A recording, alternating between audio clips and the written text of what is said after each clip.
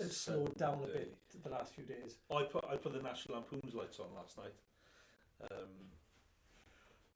If anyone's seen that film, National Lampoon's I could see we were looking out the window at 7 o'clock, and then this halo of light. Yeah, and they had to turn on the nuclear energy. The lights worked. We didn't have one out, which I was quite surprised by. It's gone all the way through the winter, and we didn't have one light out because I ain't getting up there on a ladder this year. It's a long way up. I'm not sure. We talked about this some weeks ago because you were busy last week, or I did it myself. Was I busy last week? You were away last week. I was away. But there's a massive thing at the moment I think people are almost acting, is it like an ostrich, and putting their head in the sand and forgetting that there is this, call it the cost of living crisis. Well, that's what we hear in the papers, isn't it? It's a cost of living crisis, isn't it? But it's not. But it's not. We have a different view on that. And I think the vast majority of people have it. There are certain people that it will affect. Let's not worry about that. Yeah. There are certain people that it is hand to mouth week to week, and they're the unfortunate. But I do believe, I think it's a cost of lifestyle crisis that people are unwilling to give up certain things to counteract other aspects of their life or their future selves. It is, because we're living in this world now. We have fast food, fast fashion. Like Amazon. You can get some Amazon stuff delivered the same day. Do you know what I mean? Everything can be had at a push of a button now, which we've kind of never had. And I think with the likes of your social media, your Instagrams, your TikToks, and other channels where everyone sees this, keep up with the Joneses lifestyle, where they want what everyone else kind of has, and forget about that, and everything goes on kind of credit card, or everyone wants it now. That kind of, so that's what we're kind of saying is I think for there is a large majority of people, this isn't a cost of living crisis, actually a cost of lifestyle crisis. Actually, we're getting used to spending more money than we've ever spent because we want everything now, even though we don't actually potentially need it. It's the fear of missing out, isn't it? Yes, the FOMO, yeah. FOMO, yeah. Do you know the big thing? I don't know, was it one of the online papers here in Wales the weekend, or last week, did I read that there was some younger people, either when they're, I don't know, it was male, female, or whatever, in their... I class myself as young though, so what's younger? Younger than us, okay. In their 20s, that were saving for a house deposit, and all of a sudden, last week, it was all the talk was World Cup here in Wales, England, and from what I understand, they basically went, I don't want to fear missing out, and got their house deposit they were saving, went over to Doha. I think, honestly, wow, yeah. Wow, okay. And so what was more important to them? At that moment in time, the fear of missing out was being there with their friends. I also read somewhere else where this guy said he wanted to go because all of his friends were there. Another Welsh guy, his partner said don't go. His employer said you better be working Monday, and he went. And I don't know what happened after that. And as it's an online paper, I'm not sure if those two were examples or just some sort of story made up. But it is the fear of missing out. Everyone wants the quick, and you touched on it earlier, the convenience. We all know that to walk around a shop to get a litre of milk, which is walking distance, is £1.20. But if you go to one of the big Tesco's or one of those places, it might be £1. But there's a 20% convenience tax to have that there and then. Yeah. And people don't want to wait for the future, and there is a behaviour or a habit where I think a previous generation would, I'm use it because I don't like using the word save, but save, cash based, invest longer term, but they would save for a new dishwasher, a new Hoover, a new TV, and they're the small things. Everything now is immediate. Buy now, start paying in 6 months, 0% interest. There is debt building up, even though some of it might be 0% debt. It's still, everything has to be done now. Because there was that big phase, wasn't there, of people taking payday loans and all that. But that seems to die a bit of a death now, I think. But and and I think that's a lot to do with the effect that was having on people's credit and being able to get mortgages and so on and forth.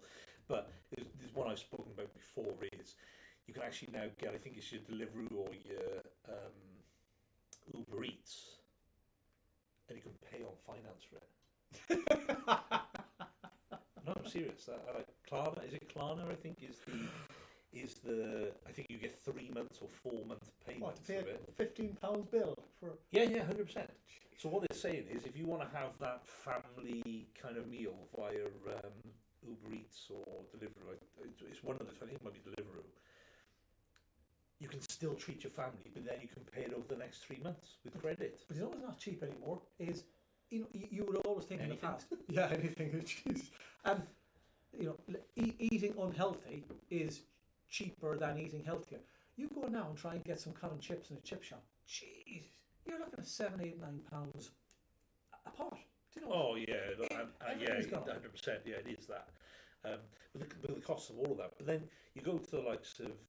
I was in Iceland on the weekend, as you know, and I managed to pick up the same ingredients virtually you could have for a Christmas dinner for less than 40 quid. I kind of did like an accidental trial run. It wasn't my kind of plan really, but like we have some of our food from the butchers for Christmas. I think you do the same, don't you? And then the rest of our stuff comes from M&S. But let's go back to convenience. You touched. It's a very good point, because I was going to bring up today. I know it's going to surprise everyone. This hair is naturally, you know, down like that, but I do use a bit of hair gel. A bit. Yeah. Brill cream. No. Brill cream. So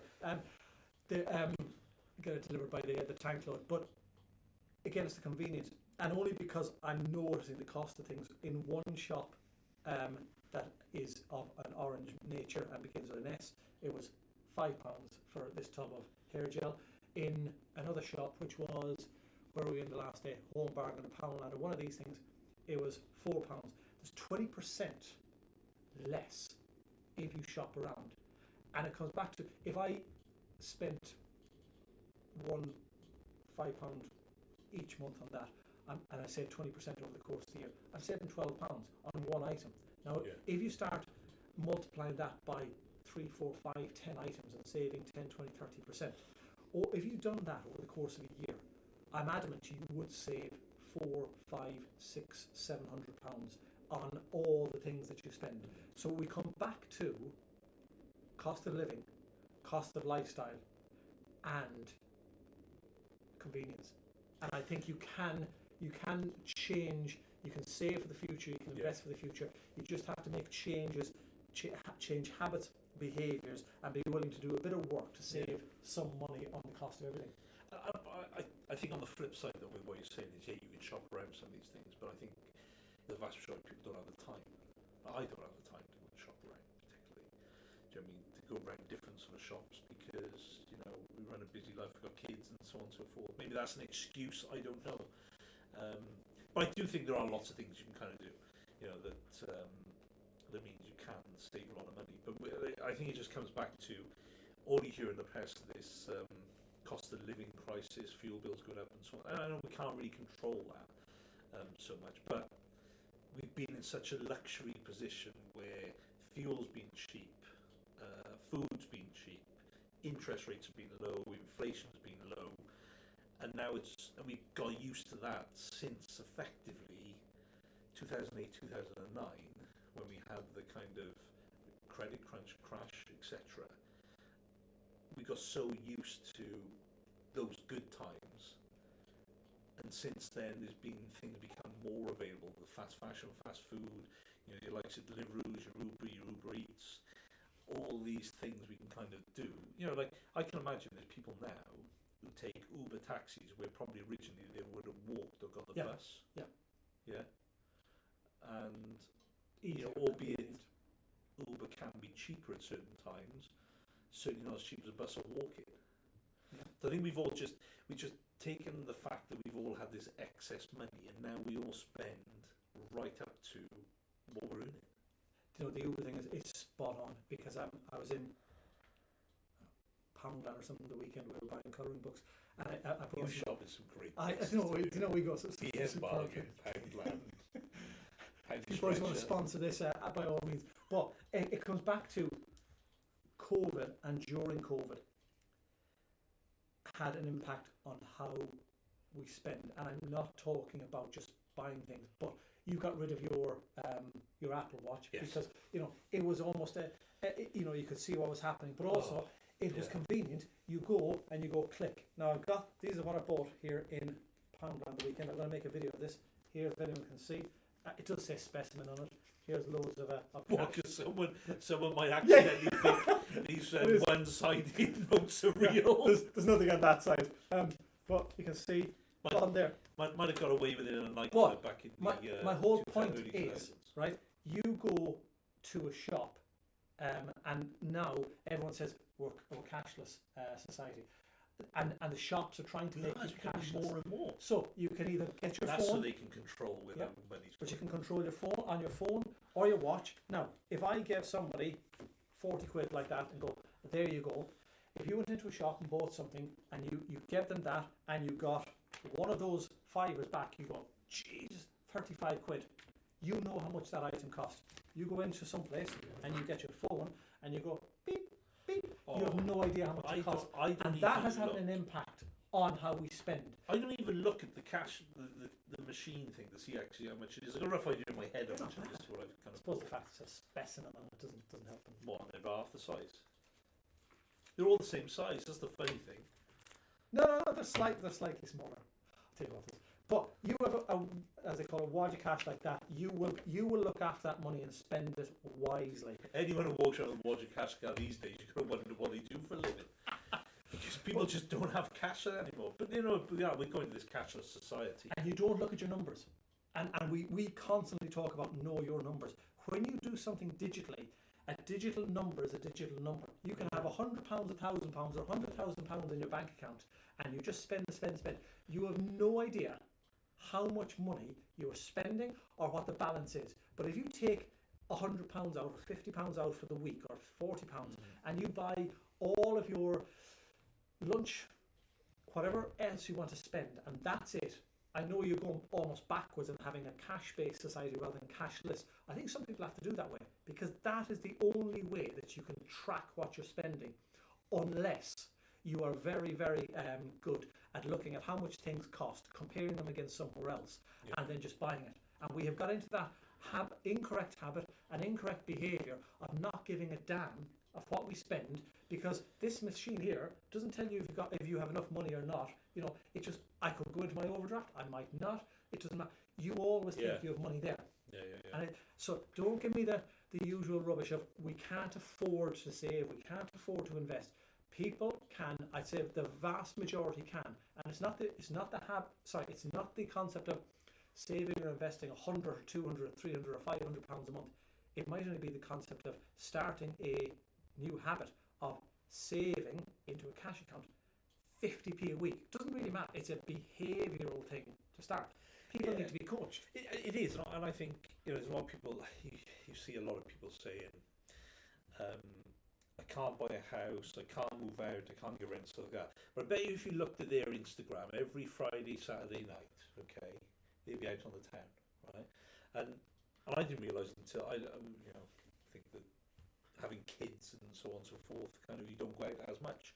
But I think you realise when we were out a few weeks ago, actually how expensive it is to go on a night out. Gone are the days of when I was in university and it was 50 pence a bottle of lager. It's a lot more expensive now to kind of drink out. So I think a normal night out's 100 quid. Do you know what I mean? With just drinks potentially. But if you're going out every weekend doing that, even if some of these people do this pre-drinking and stuff like that, you're still going to spend money, taxis, food, and so on and so forth. If maybe only you went out once a month or twice a month, not every single weekend. And I've been guilty of it in the past, don't get me wrong, but I'm not trying to be this kind of negative Nancy or saying people shouldn't have fun. I think Christmas Grinch killed you, I would more so say. Christmas Grinch, yeah. But it's getting that balance, isn't it? Do you know what I mean? What do you really want? Do you want to be able to move out? Do you want to buy that house? If so, you've got to make some sacrifices.